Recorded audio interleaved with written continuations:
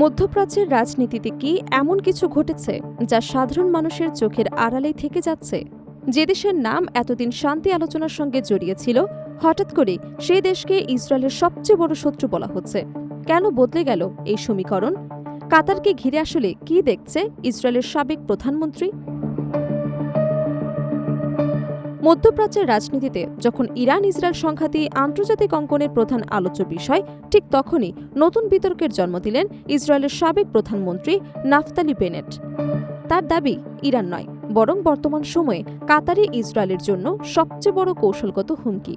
Israeli television channel ওয়ান-টুকে দেয়া সাক্ষাৎকারে তিনি বলেন, ভবিষ্যতে আবার ক্ষমতায় ফিরলে কাতারকে আনুষ্ঠানিকভাবে শত্রু রাষ্ট্র ঘোষণা করবেন। তার মতে, এতদিন এমন সিদ্ধান্ত না নেওয়াটাই ছিল একটি গুরুতর ভুল। বেনেটের ভাষ্য অনুযায়ী ইরানের অবস্থান অন্তত প্রকাশ্য, কারণ তেহরান বহুবার প্রকাশ্যে ইসরায়েল বিরোধী বক্তব্য দিয়েছে। কিন্তু তার দাবি, কাতার নিজেকে একদিকে মধ্যস্থতাকারী ও কূটনৈতিক অংশীদার হিসেবে তুলে ধরলেও পর্দার আড়ালে সম্পূর্ণ ভিন্ন ভূমিকা পালন করছে। এই কারণেই তিনি কাতারকে ইসরায়েলের জন্য আরও জটিল ও বিপজ্জনক প্রতিপক্ষ হিসেবে দেখেন।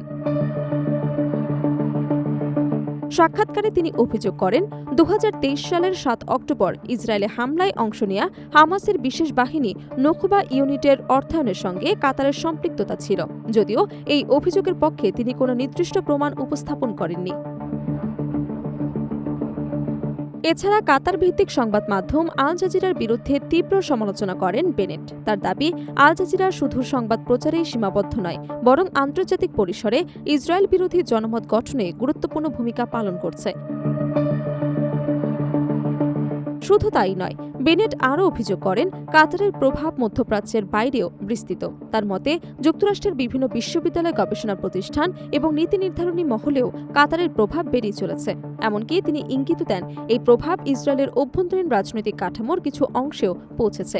তার ভাষায়, কাতার আমাদের বিরুদ্ধে কাজ করছে এবং ভেতর থেকে আমাদের দুর্বল করে দিচ্ছে। বেনেটের মতে, আধুনিক বিশ্বের সংঘাত শুধু সামরিক শক্তির মাধ্যমে নয়, গণমাধ্যম, অর্থনীতি, শিক্ষা এবং কূটনীতির মাধ্যমেও প্রভাব বিস্তার করা সম্ভব, আর কাতার সেই পথে এগোচ্ছে।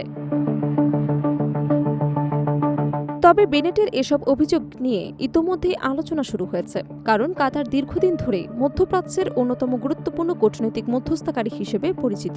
গাজা সংঘাত চলাকালে যুদ্ধবিরতি, মানবিক সহায়তা এবং জিম্মি মুক্তির আলোচনায় কাতার গুরুত্বপূর্ণ ভূমিকা পালন করেছে। যুক্তরাষ্ট্র, মিশর এবং অন্যান্য পশ্চিমা দেশও বিভিন্ন সময়ে কাতারের এই মধ্যস্থতাকারী ভূমিকার প্রশংসা করেছে।